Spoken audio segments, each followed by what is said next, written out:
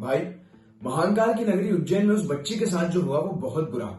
और पहली बार ऐसा हो रहा है कि कोई भी वकील उस आरोपी का केस लड़ने को तैयार नहीं है ना? हाँ, तूने सही सुना है। बार एसोसिएशन ने मासूम बच्ची के साथ दुष्कर्म की घटना को अंजाम देने वाले मुख्य आरोपी की पैरवी करने से मना कर दिया। बार एसोसिएशन के वकीलों ने निर्णय लिया है कि शहर का कोई भी वकील आरोपी की पैरवी नहीं करेगा। और बार एसोसिएशन के अध्यक्ष अशोक यादव ने बताया कि धार्मिक नगरी को शर्मसार करने वाले पर कार्रवाई हो। धार्मिक नगरी में जिस प्रकार का ये हादसा हुआ है, दुष्कर्म की घटना, ये पूरे समाज को कलंकित करने वाली है। उन्होंने घटना की निंदा करते हुए पुलिस से मांग भी की है कि आरोपी के खिलाफ मजबूत केस बनाकर कड़ी से कड़ी सजा दी जाए। बार एसोसिएशन की तरफ से मेरा ये पूरा पुरजोर सभी अधिवक्ताओं से निवेदन करता हूँ कि इन दरिंदों की कोई पैरवी नहीं करे, और पुलिस प्रशासन को भी चेतावनी देता हूँ कि किसी प्रकार से साक्ष्य को तोड़ा मरोड़ा नहीं जाए। ऐसे लोगों को फांसी की सजा हो ताकि जिससे समाज में एक संदेश जाए और आने वाले समय में इस तरह की कोई भी घटना करने की किसी की भी हिम्मत ना हो। भाई, पूरा मामला क्या है वैसे? पहले बच्ची का बयान सुन लेते हैं, फिर आगे की बात करेंगे। बच्ची से जब पूछा गया कि उसे कुछ याद है कि उसके साथ क्या हुआ था, तब उसने बताया कि रविवार को मैं रोड के पास बैठी थी। एक अनजान आदमी पास आया, मेरा मुंह दबाया, फिर गला दबा दिया, मेरी कुर्ती फाड़ दी और मेरे साथ गलत काम किया।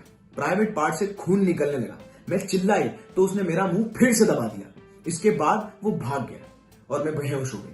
सुबह हुई तो मुझे होश आया। मैं पैदल पैदल मंदिर के पास बड़नगर रोड पर जा रही थी। तब आसपास के लोगों ने मुझे कपड़े दिए और पुलिस को बुलाया। इसके बाद पुलिस ने तहकीकात शुरू कर दी और सुराग जुटाने के लिए शहर की सीसीटीवी फुटेज खंगालने लगी। इन फुटेज में ही ये नाबालिग लड़की 3 ऑटो ड्राइवर और 2 लोगों के साथ बात करती हुई नजर आती है। पुलिस ने उन सभी लोगों से पूछताछ की और एक आरोपी को गिरफ्तार भी कर लिया। पुलिस के मुताबिक ये नाबालिग लड़की सतना जिले की रहने वाली है। पुलिस ने पहले बच्ची की उम्र 12 साल बताई थी, लेकिन एफआईआर की कॉपी में उसकी उम्र 15 साल दर्ज है। उज्जैन के एसपी सचिन शर्मा ने बताया, बच्ची सतना जिले के एक गांव की रहने वाली थी। वो 24 सितंबर को घर से गायब हुई थी। उसके अपहरण की रिपोर्ट भी सतना के एक थाने में दर्ज है। बच्ची की मां बचपन में ही उसे छोड़कर चली गई थी और पिता अर्ध विक्षिप्त है। बच्ची अपने दादा और बड़े भाई के साथ गांव में रहती है और वहीं के स्कूल में 8वीं कक्षा में पढ़ती है। उसके लापता होने पर दादा ने 24 सितंबर को आईपीसी की धारा 363 के तहत केस दर्ज कराया था। बाद में पता चला कि बच्ची सतना से ट्रेन पकड़ के उज्जैन आ गई थी। वो सतना से उज्जैन क्यों आई, ये बात उसे भी नहीं पता। घर वालों के मुताबिक वो स्कूल में हो रही छात्रवृत्ति की परीक्षा देने निकली थी। फिर ना तो वो स्कूल पहुंची और न ही वापस घर आई। एसपी सचिन शर्मा ने बताया, बच्ची बड़नगर रोड स्थित दंडी आश्रम के बाहर आश्रम के आचार्य राहुल शर्मा को जब मिली तो वो बलात्कार के बाद खून में लथपथ थी। 2.5 घंटों तक 8 किलोमीटर तक सड़क पर चलती रही और अंत में जब आश्रम के पास मिली तब उन्होंने पुलिस को सूचना दी और बच्ची को अस्पताल भिजवाया। प्राथमिक उपचार के बाद बच्ची को इंदौर के जिला चिकित्सालय पहुंचाया गया, जहां ऑपरेशन किया गया, लेकिन अब बच्ची की हालत में सुधार है।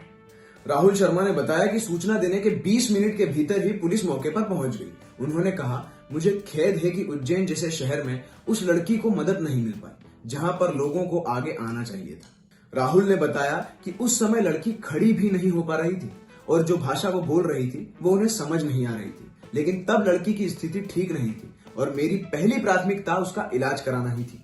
ओके भाई, ऐसे ही लोगों को ना मदद के लिए आगे आना चाहिए, पर पता नहीं लोग आजकल डरते हैं, शायद इस वजह से कि उन्हें लगता है कि पता नहीं हमें ही इसके लिए जिम्मेदार मान लिया जाएगा। लोगों को लगता है कि कहीं पुलिस उन्हें ही इस मामले में ना घसीट दे। हाँ, लोगों को ऐसा लगता तो है।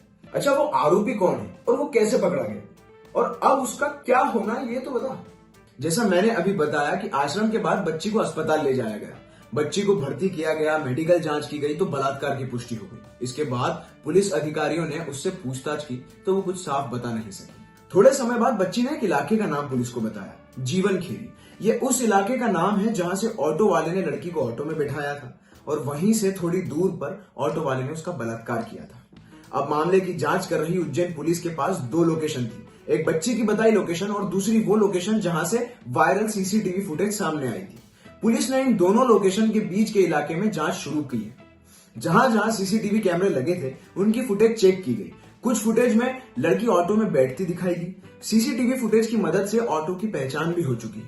ऑटो का नंबर है MP13R5204। नंबर की मदद से ड्राइवर का नाम पता चला, जो कि था भरत सोनी। भरत सोनी ने बचने की काफी कोशिश की ऑटो का नंबर प्लेट बदला और भी काफी कुछ बदला, पर अंततः पुलिस ने भरत सोनी को पकड़ लिया। पुलिस ने ऑटो की जांच की तो उसमें खून के धब्बे मिले। इसके बाद पुलिस क्राइम सीन को रिक्रिएट करने के लिए भरत सोनी को क्राइम सीन पर लेकर गई, लेकिन भरत सोनी वहां से भागने की कोशिश करने लगा, जिसकी वजह से वो रोड पर गिरकर और चोटिल हो गया। इसके बाद आरोपी को कोर्ट में पेश किया गया, जहां उसे 7 दिन की न्यायिक हिरासत मिली। आरोपी भरत सोनी का इलाज इंदौर में MY हॉस्पिटल में चल रहा है और इलाज के बाद पुलिस उससे पूछताछ जारी रखेगी। इस केस को देखकर लग रहा है कि इस आरोपी भरत सोनी को ना फांसी की ही सजा होगी।